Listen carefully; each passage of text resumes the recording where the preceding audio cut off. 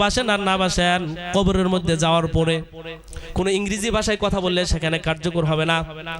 যে একজন প্রফেসর সারা জীবন ইংরেজিতে কথা বলছে, কবরে যাওয়ার পর তাকে আরবিতে বলতে হবে, কারণ কবরে যাওয়ার পর মা রব্বুকা ওমান দীনুকা ওমান নাবিয়ুক এই প্রশ্নটা আরবিতে একজন যে জীবনে বাংলা লেখাপড়ায় সেখানে তাকেও এই প্রশ্ন করা হবে। একজন ইংরেজিতে অনর্গল কথা বলেছে তাকেও আরবিতে প্রশ্ন করা হবে। এজন্য আল্লাহ রাসূল সাল্লাল্লাহু আলাইহি ওয়াসাল্লাম বলেছেন, আমি তিন কারণে আরবিকে মহব্বত করি। লিআন্নি আরাবিয়ুন, আমার মাতৃভাষা হলো আরবি। ওয়াল কুরআনু আরাবিয়ুন, কোরআনের ভাষা হলো আরবি।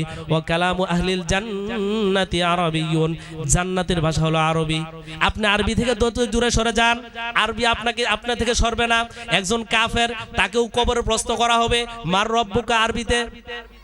আজকে আরবি থেকে আপনি কোথায় দূরে যাবেন? হাসরের ময়দানে বিচার করা হবে আরবি ভাষায়, জান্নাতের ভিতরে কথা বলা হবে আরবি ভাষায়, যে জাহান্নামে যাবে তার সাথে আরবি ভাষায় কথা বলা হবে। আজকে আমরা এত হতভাগা হয়ে গেছি, আমি আরবির সাথে আমার সম্পর্ক নাই। হাসরের ময়দানে আমাকে কতদিন থাকতে হবে দুনিয়ার জিন্দেগিতে?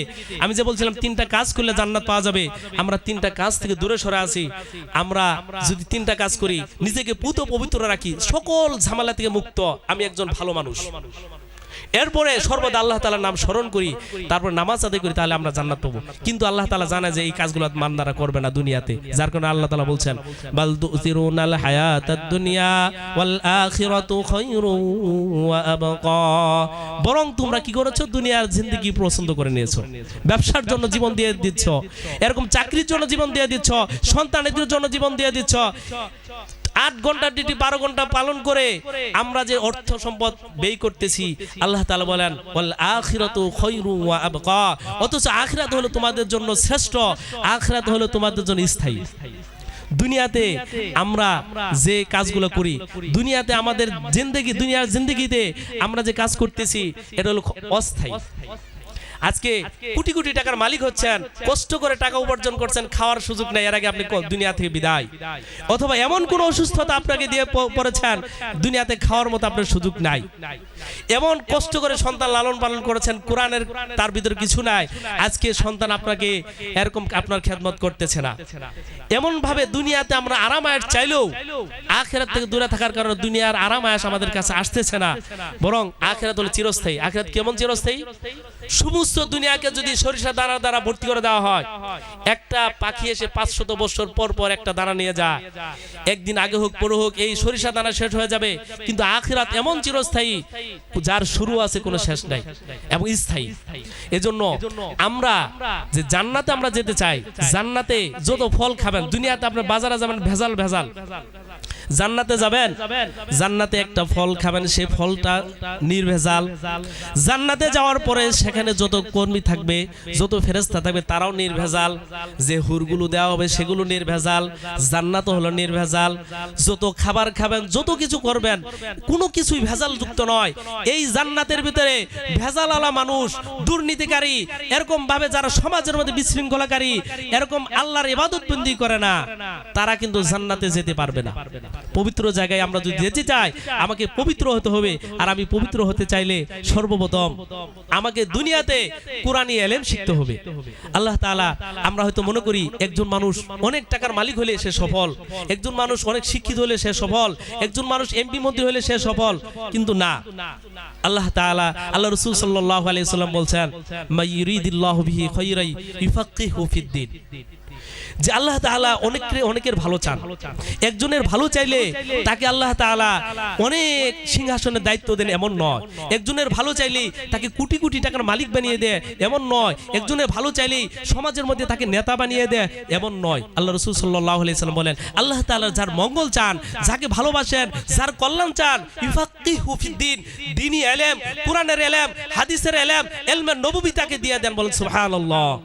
আপনার সন্তান যদি কোরআন শিখে, মনে করতে হবে আপনার সন্তানকে আল্লাহ তাআলা ভালোবাসেন। আপনার সন্তান যদি হাদিস শিখে, মনে করতে হবে আপনার সন্তানকে আল্লাহ তাআলা ভালোবাসেন। পৃথিবীতে এরকম ভাবে যার ভিতরে কোরআন আছে, যার ভিতরে হাদিস আছে, সে কোনোদিন মা বাবার খেদমত থেকে দূরে সরে যায় না। মা বাবার খেদমত অবশ্যই করে, মা বাবার খেদমত করা জরুরি। আজকে অনেকে মনে করি আমার সন্তান আমার খেদমত করেন, কেন করবে? মা বাবা কি জিনিস এটা তো জানে না। আল্লাহ রাসূল সাল্লাল্লাহু আলাইহি ওয়াসাল্লাম রিদা রব্বি ফি রিদাল ওয়ালিদি ওয়া সাকাতু রব্বি ফি সাকাতিল ওয়ালিদি, মা বাবার সন্তুষ্টির মধ্যে আল্লাহ তাআলা সন্তুষ্টি রয়েছে, আর আল্লাহ তাআলা সন্তুষ্টির মধ্যে মা বাবার সন্তুষ্টি। এরকম ভাবে মা বাবার যদি অসন্তুষ্ট হয় আল্লাহ তাআলা অসন্তুষ্ট হয়ে যায়। আজকে আমরা অনেকে মনে করি যে মা বাবা এরকম মা বাবার খেদমত না করে আমি জান্নাত পাবো না।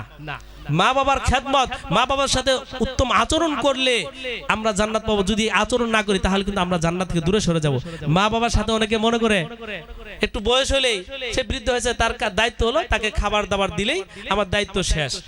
কিন্তু মা বাবার সামনে মা বাবার সাথে আদবের সাথে কথা বলে না। অনেকে আছে মা বাবাকে একটু খাওয়ায়, মনে করতেছে আমার দায়িত্ব শেষ, আজকে আমি মা বাবার দায়িত্ব শেষ করছি। কিন্তু না, মা বাবা প্রথম কাজ হলো মা বাবার হুকুমের আনুগত্য করা, মা বাবা যে সঠিক কথা বলছে তার কথা মেনে নেওয়া।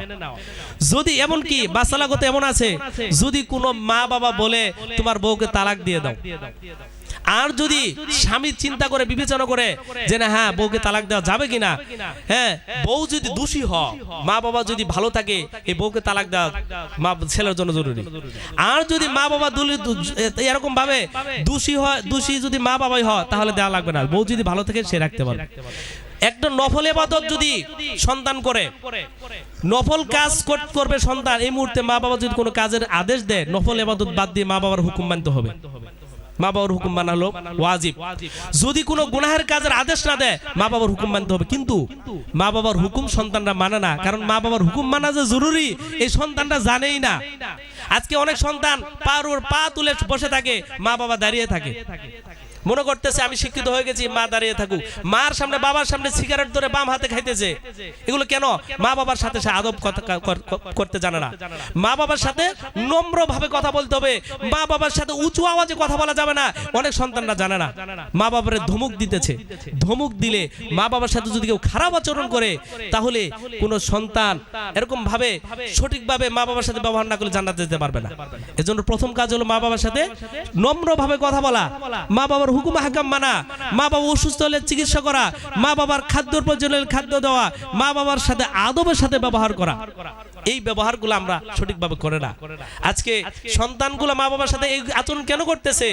যে আল্লাহ রাসূল সাল্লাল্লাহু আলাইহি সাল্লামের কাছে এক সাহাবী যা বলতেন যে ইয়া রাসূলুল্লাহ আমি কার সাথে উত্তম আচরণ করব? আল্লাহ রাসূল বললেন তোমার মার সাথে। এরপর আবার বললেন হুজুর আমি কার সাথে উত্তম আচরণ করব? বললেন তোমার উম্মুকা, তোমার মার সাথে। তৃতীয়বার আবার বললেন যে হুজুর আমি কার সাথে উত্তম আচরণ করব? বললেন তোমার মার সাথে। চতুর্থবার বললেন যে হুজুর আমি কার সাথে উত্তম আচরণ করব? বললেন তোমার বাবার সাথে। মা তিনটা কাজ বেশি করে থাকেন, সন্তানকে গর্ভধারণ করেন, সন্তানের প্রসব বেদনা সহ্য করেন, সন্তানকে দুধ পান করান। এই জন্য তিনবার বলা হয়েছে। যার কারণে আজকে আমরা মা বাবাকে আমরা খুশি করতে চাই না, মা বাবাকে আমরা এরকম ভাবে কষ্ট দিয়ে থাকি। তো মনে রাখেন আল্লাহ রাব্বুল আলামিন বলছেন ওয়াকাদা রাব্বুকা আল্লা তা'বুদু ইল্লা ইয়াহু ওয়া বিল ওয়ালিদাইনি ইহসানা, যে আল্লাহ তাআলা ইবাদত ছাড়া কারো ইবাদত করবে না, মা বাবার সাথে উত্তম আচরণ করো। কারণ একসাথে বললেন কেন? মা বাবার আল্লাহ তাআলা ইবাদত করলে ডাক করলে যেরকম ভাবে দুনিয়াতে আখিরাতে সফল হওয়া যায়, মা বাবার খেদমত করলেও দুনিয়া আখিরাতে সফল হওয়া যায়, নেকি পাওয়া যায়।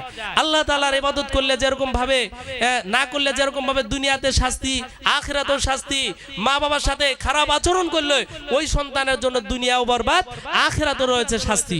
এজন্য আল্লাহ তাআলা ইবাদতের সাথে মা বাবার সাথে উত্তম আচরণ করার কথা বলা হয়েছে। বন্ধুরা আমার, আমি আপনাদেরকে বলতে চাই দুনিয়াতে যদি সন্তানের জন্য এত কিছু করেন, আপনি ভুল করছেন, আপনার নামাজ হইতেছে না, আপনি ভুল করছেন কোরআন সহিষ্ণুভাবে পড়তে পারতেছেন না, আপনি ভুল করছেন মা বাবার সাথে খারাপ আচরণ করছেন। এই আপনার ভুলটা আপনার সন্তান যাতে না করে। সারা বাংলাদেশে নুরানি মাদ্রাসা চালু হয়েছে। আপনি এখন আলহামদুলিল্লাহ অনেক জেনারেল শিক্ষিত সন্তান, সে চাচ্ছে তার সন্তান ডাক্তার হোক, কিন্তু নুরানিতে পড়াচ্ছে ৩য় শ্রেণী পর্যন্ত। একজন ডাক্তারের সন্তান সে চাচ্ছে, ইঞ্জিনিয়ারের সন্তান চাচ্ছে তার ছেলেটা ইঞ্জিনিয়ার হোক, কিন্তু নুরানি ৩য় শ্রেণী পর্যন্ত পড়াচ্ছে। যে আমার সন্তান এই নুরানি যদি ৩য় শ্রেণী পর্যন্ত পড়ান, এখানে কি হবে? 60টা হাদিস পুস্তক শিখবে। একজন হাফেজে কোরআন যেরকম ভাবে তেলাওয়াত করে আপনার সন্তান কোরআন তেলাওয়াত করতে পারবে। আমারও মাদ্রাসা আছে, সেখানে একটা হাই স্কুলের প্রধান শিক্ষকের সন্তান পড়ে, প্রাইমারি স্কুলের প্রধান শিক্ষকের সন্তান পড়ে, এরকম ভাবে ব্যবসায়ীর প্রধান শিক্ষকের সন্তান পড়ে। এজন্য আমরা আমাদের সন্তানকে যদি ভালোভাবে মানুষ করতে চাই, প্রাথমিকভাবে কোরআন শিক্ষা যদি দেই, এই সন্তান মা বাবার সাথে খারাপ আচরণ করবে না, এই সন্তান ভবিষ্যতে কোনো সময় নাস্তিক হবে না, ভবিষ্যতে তার নামাজ সুশুদ্ধভাবে তেলাওয়াত পড়তে পারবে। আমরা চাই আমরা যে ভুলগুলো করছি আমাদের সন্তান যাতে এই ভুলগুলো না করে। আসলে আমি তো আর বক্তা না, আমি এমনি 2-4টি কথা বললাম। আপেল মাহমুদ আমার বন্ধু মানুষ পরিচিত, যাই 2-1টি কথা বলার অনুমতি দিয়েছে, 2-1টি কথা বললাম। যদি আপনাদের সময় নষ্ট হয়ে থাকে, ভুল করে থাকি, আল্লাহ তাআলার উস্তে আমাকে ক্ষমা করে দেবেন। এই বলে আমি আমার সংক্ষিপ্ত কথা এখানে শেষ করছি। আসসালামু আলাইকুম ওয়া রাহমাতুল্লাহি ওয়া বারাকাতুহু। আলহামদুলিল্লাহ সুম্মা আলহামদুলিল্লাহ। ধন্যবাদ হযরত মাওলানা শাহজালাল সাহেবকে কোরআন ও হাদিস থেকে গুরুত্বপূর্ণ কথা বলার জন্য। সম্মানিত উপস্থিতি, এ পর্যায়ে আমাদের মাঝে বক্তব্য নিয়ে আসছেন আজকের মাহফিলের সম্মানিত বক্তা হযরত মাওলানা মুফতি হামিদুল ইসলাম সাহেব। হযরত মাওলানা মুফতি হামিদুল ইসলাম সাহেব, খতিব, বাইপাস মোড় জামে মসজিদ, জামালপুর। আমি হযরতকে তার গুরুত্বপূর্ণ বয়ান পেশ করার জন্য সবিনয় অনুরোধ করছি।